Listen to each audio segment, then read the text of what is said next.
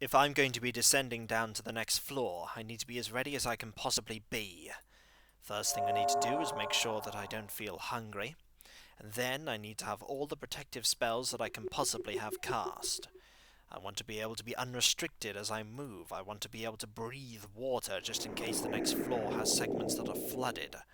I want to be able to entirely resist the negative plane's energies, and also be able to resist fire.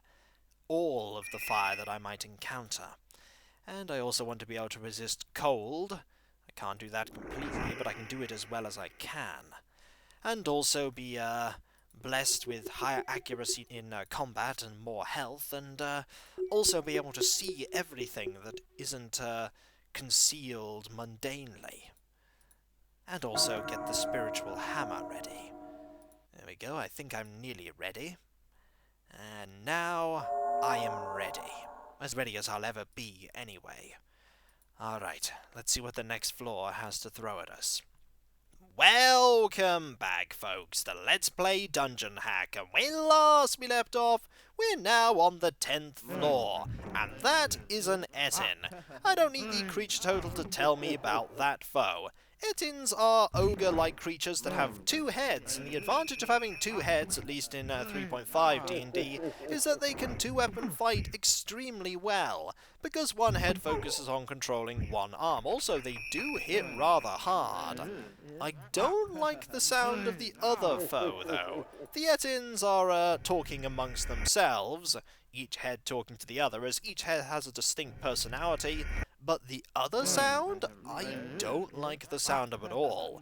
We're going to save, because I don't want to do all of that spell casting again, just in case whatever other foe we find absolutely destroys us.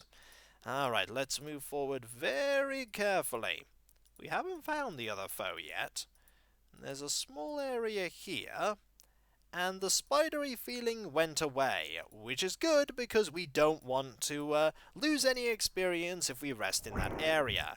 And there is a key on the floor. Also, the Etins probably hit even harder than I've already seen. We've seen a hit for 17 and a hit for roughly 20.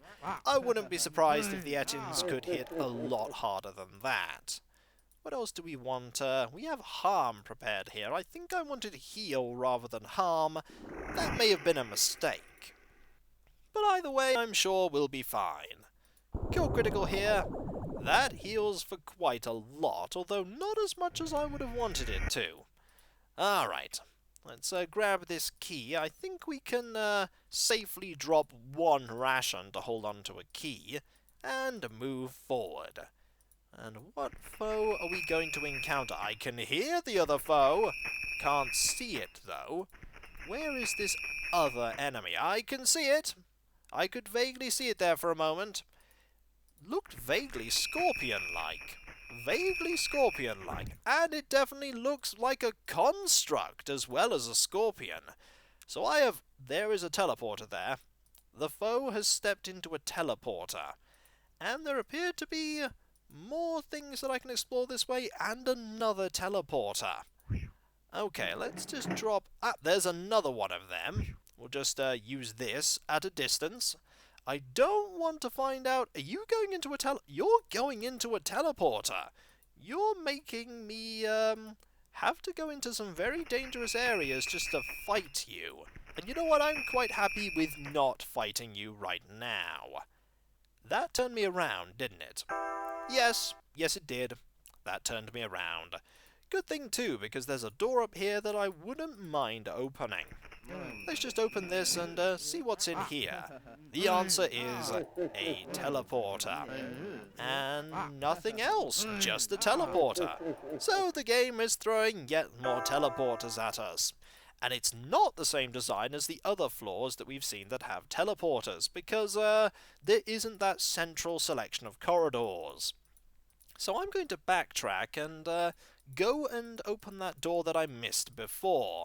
The door over here. And there is another one of those enemies. And, oh, that is, I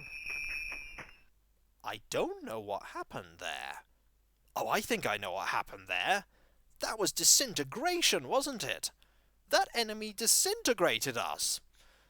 And so we have encountered the second of the ways that you can just instantly die in this game. Petrification is one way, and that death only really works because it's only one of you. Disintegration, that is much more instant death, even if you have a party, because all that's left is a pile of powder and dust. That will pretty much kill anyone. Or it could just be a thing that just kills you, and there you are. We're just going to go around this corner and hope that we can kill you. And that deals a lot of damage. Is that the only attack you have? It is the only attack you seem to have, and it just kills you.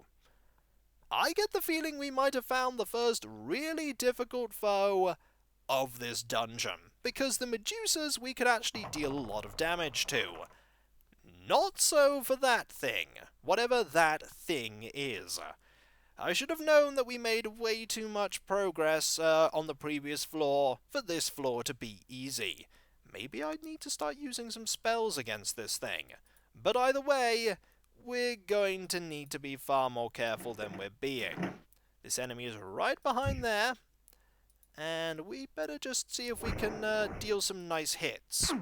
And that is 17 damage. Fortunately, the enemy went that way, which is good for me, because that means that we can get another hit in. And that is another 5 damage. We are now trapped, and hopefully, aha! You are dead. Excellent. It may have taken a few attempts, but we finally defeated you. What was that thing? It looked like it was wrought from metal, but it also had magic. I don't like this floor at all. That was far more dangerous than I would have liked. Let's just do some healing, shall we? I'm very glad that I made that save before I went too far into this level, because that foe is really tricky. I think it might finally be time to use double spiritual hammers, because they probably deal a lot more damage than that wand of smiting does. And we have one red mallet. We can drop a food item for that. What was that foe? The answer is, that is a escalator. I've never encountered a escalator in any game of D&D that I've ever played, barring this one. And I have to say I am not happy to have encountered the escalator, because the escalator looks like a very tricky foe, and I don't think I'm well equipped enough to take care of it. So we're going to have to be very cautious as we advance down this corridor. Very cautious indeed, and we can't go that way, which is unfortunate because I really wanted to go that way. We've fought a few of the enemies here, we fought a etin or two, so we know that there are certain enemies ahead. There's also a key. I feel like dropping another ration by the entrance, but I also feel like if I do that I'm never going to find that ration ever again, because I'm not feeling that inclined to go backwards in this level, especially if enemies respawn. Don't want to fight any more of those mechanical construct scorpion things. Etins, I will quite happily fight more of, but not those mechanical scorpion things. And I thought the medusas were bad. At least the medusas can't kill you at range, as I imagine that ability with the magic coming out of the scorpion tail is a ranged attack. It most certainly is, because that hit us. Let's just backtrack a little bit more. The enemy is also rather quick, as I can see. Very quick indeed. Unfortunately, the escalator went down there really shouldn't have. And we can back up even more, and the escalator is dead. Now that I know that I don't ever want to get hit by that enemy, I can be that much more careful. That is a door, and I definitely want to save now. Remember when I didn't used to save all the time? Yeah, that's going to change now that I'm encountering more enemies that can just flat out kill me instantly. Going through the teleporters here are going to be dangerous experiences. Very dangerous, because I could just die as soon as I step through there. Step through there, escalator appears, escalator kills Seledran. The end. There was one down here somewhere, wasn't there? Or maybe I've killed the one that was down here. Or maybe there's one in... Yep, there's one in here. Hello, I'm going to just throw this at you, and then I'm going to run away. Unless you step into that teleporter. You stepped into that teleporter, didn't you? Yes, you did. That is not good. I didn't want you to step in there. And we want to turn around here, and hopefully not find another one. And Etim, we can quite easily take care of you. It's just the fact that there's going to be one of those really tricky foes behind you, I imagine. Or down here. That is a magic item. I'm very wary of grabbing it. I'm very wary of grabbing it because of you! Hello, you! How are you? Hopefully you will die very soon. Very soon indeed. Also, this will actually turn me around, which is advantageous. I want it to turn me around, so that I can run away easier. I'm actually going to save before I fight you, because, you could just kill me in one hit. And are you coming to get me? You are slowly coming to get me. Hello? How are you? I'm going to run away in a moment. Right now, basically. Aha! And run faster, and fortunately that didn't kill me. I'm fortunately not dead. I will probably be dead soon, and fortunately I am not dead. That actually turned me around right into the... That's probably because I backed away, wasn't it? I was pressing the back... Ah, that's what happened. I was pressing the backwards button, and so when I turned around, I backed up into the square again, which turned me around again. That's what happened. I should have very quickly changed what direction I was moving. Cure Critical will certainly help here. We need to see what that item is that was on the floor. We are running out of healing. We're probably going to definitely do some resting soon. It's a good thing that magic works here. Imagine if this floor had an anti-magic... to be fair, that probably wouldn't help the escalator because it relies on magic to move. But imagine if it could function in an anti-magic field. Just imagine that for a moment. I'm very quickly going to step forward and grab this. This is dust. There are numerous different types of magical dust in the game. Dust of disappearance and dust that will make things appear if you're trying to make them visible. We're going to hold on to it either way because that seems like something we're definitely going to get a lot of use out of. Or maybe one bit of use out of because I imagine it's only going to have one use. What do we want to drop? We could drop a potion or two. We have, this is a potion of water breathing. I don't know how I know that's a potion. Oh, I must have identified it at one point. So that is a potion of water breathing. Let's drop the periwinkle potion right now. I feel like I don't need the periwinkle potion.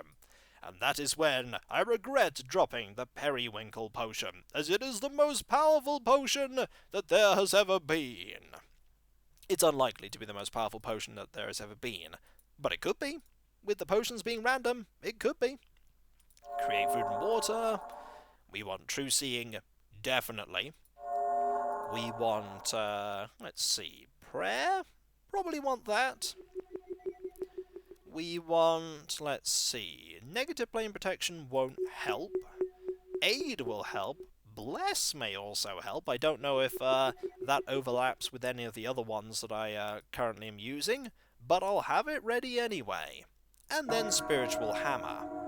There we go. We're as ready as we'll ever be. And maybe someday I'll use some of those lovely wands that I'm holding on to.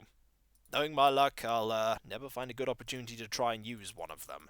I should just be using them, just like using them once and seeing what they do, but I prefer to save all the charges that I can. There is a switch that will open up a wall that will probably have... Yep, I knew that would happen. The game just going, hey, guess what? You used the switch? Yep, death is beyond that switch. I don't like death being beyond that switch. Too bad, death is beyond the switch. And you're going to follow. Yes, you are. Hopefully this is going to kill you, because I don't want to die again. Alright, what I want to do this time is... Aha! I want to kill you this time. That's much better. There was another foe beyond that, though. Yep, it's only an Etin, though. I can deal with Etins. Hello! I'm glad to see an enemy that just hits me really hard. I'm not glad to see you, though. You can go away. And we need to very quickly back up because you hit really hard. And I keep missing. And that is the attack that I'm worried about. The zappy attack. I don't actually know what it does, but I'm going to call it the zappy attack. Hello, you're coming this way. Hopefully you'll die. That is definitely a ranged attack. You saw it try to use it there. And now we're just going to head forward like that and not have the same thing happen as happened before. And we need to be very careful. And I think, yes, you are now gone. Brilliant. And you dropped an opal. That definitely looks like a key of some kind. You know what? I'm going to put that key here with the other key. We're getting to the point now where I'm putting keys down because I don't want to get rid of things like, and I got turned around again. That's me not paying enough attention to what's happening. Silly Seledran, you should be paying more attention to what's happening. We need to heal. It's a good thing I have absolutely loads of cure light wounds available. I think I've died more times on this floor than considering the fact that I've only died once, I've definitely died more times on this floor than I've died, in fact, in nearly any playthrough of Dungeon Hack I've ever done. Normally because when I died once, I tended to stop. Not because I had the hardcore difficulty on, but normally because I was just briefly playing the game. This is the furthest I've ever got in this game by a long, long way. And guess what? We found another key. Let's go back and put that on the pile of keys, shall we? You should save keys to open doors. That you should. I'm going to put this key right there. We found 3 keys. And we're not going to be turned around so that we can see those keys again.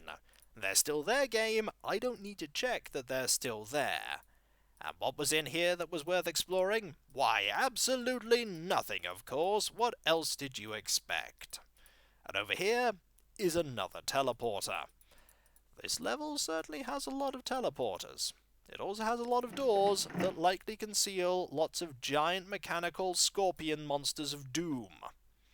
I really need to look those up after this and see exactly what they are. Like, are they constructs, or are they somehow made by magic? Or are they aberrations, or any other kind of creature that's not a construct? There'll only be one way to find out, and that'll be to check. Also, that was some quite impressive healing. I like the fact that Cure Critical has a different sound. It's like, this is serious healing magic. Whoa, whoa, whoa. You are healed seriously. Hello, magical armor! Boy, am I glad to see more magical armor. I would really like to see, I don't know, some +2 plate mail. That would be good. If you could give me some, that's a coin. I don't really want a coin right now. What is this? Banded mail. I imagine it is exactly the same, yes it is, as the banded mail that we saw before. There is a magenta potion and an iron ration. I will replace the iron ration with that normal one. And there are more braces. Perhaps an adventurer met an ill fate here. I wouldn't be surprised. The attack that scorpion-like monster can do could very well turn a person to dust. I should be even more cautious than I'm already being, and considering how cautious I'm being, why am I even here? This place is deadly. But I knew that when I came here. Well, I knew that, but oh, dear. Got to be careful of that. Got to be careful. Do not want to get hit by that. Do not want to get hit by that. You know what? Going into here is a brilliant idea, because you are going to have to navigate around this area. Gives me a lot of opportunity to... Oh, careful. Careful. I was about to say it gives me a lot of opportunity to hit you, but it really doesn't, actually. It really doesn't, because I'm really poor at navigating around this area. Why don't I go this way? Into a dead end. Great idea, Kiko! The dead end is the perfect place to go if you want to defeat that monster. Turns out I got lucky, but maybe next time you want to go back into the corridor that led to more corridors, rather than going into the area with the narrow locations that you can't dodge an enemy. And with healing done, it is time to explore... Actually, there's really nothing else to explore over here. There are just absolutely loads and loads and loads of teleporters. So many teleporters, and I'm going to be taking quite... Actually, look at that. And look at that. Do they look familiar? They do look familiar. That looks like that corridor that goes north to south. That looks like part of the corridor that goes east to west. We have just found the 3rd iteration of the same floor design. And as usual, it is a very tricky floor. We only had this floor on floor 8, so it is floor 8 and floor 10, and the floor with the minotaurs and the wyverns. So we are going to have to explore 4 entirely separate areas that are separated by teleporters and get into the central area and probably find the stairs in that central area, while avoiding etins and scalators. It's a good thing we have more armour, otherwise we'd be in some serious trouble. And so, when we come back, folks, we're going to explore this floor, the 10th floor of the dungeon. We're over halfway through the game now. It's only going to get more difficult from here on out. And if these enemies are anything to go by, it's going to get a lot more difficult. So I'll catch you next time, folks, and I'll see you then. Later. Those enemies are deadly. I can't think of any other word to describe them. The etins are fine. I've encountered an etin or two in my time, but that mechanical scorpion monster is something else completely. Who built this dungeon? And why? And who put those scorpion creatures in here, and why? I have so many questions and nobody I can ask them to. Not that I couldn't ask the etins, but I don't think they'd respond to me in any way that I could understand. I don't speak giant. I really should learn giant. And the orcish dialects. I really don't understand any of them. Perhaps when I get out of here I could use the money that I'll get from selling all the surplus gear for that very purpose. If I get out of here. Later.